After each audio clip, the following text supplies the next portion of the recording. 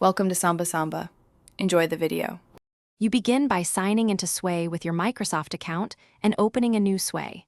First, create a new blank or import an existing Word or PowerPoint so you don't start from zero. Once done, upload images or videos and drag files into the Storyline panel.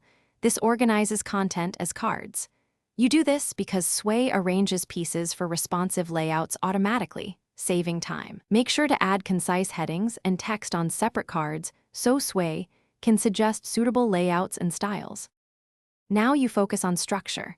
Reorder cards by dragging them into the sequence that tells your story, and group related cards so Sway treats them as a unit. Then pick a layout, horizontal, vertical, or slide, and set navigation to match your audience's expectations. You should customize styles to adjust fonts, colors, and motion. This is why your Sway feels polished.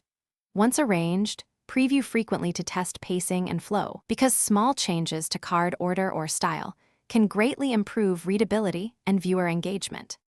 Finish by previewing your Sway on desktop and mobile to confirm responsiveness, then export as a PDF or copy the share link for distribution.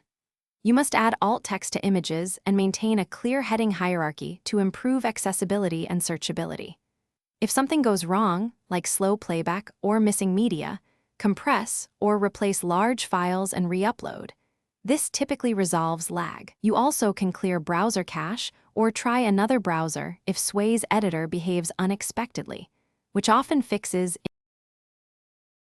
Thanks for watching. Consider subscribing if we helped you.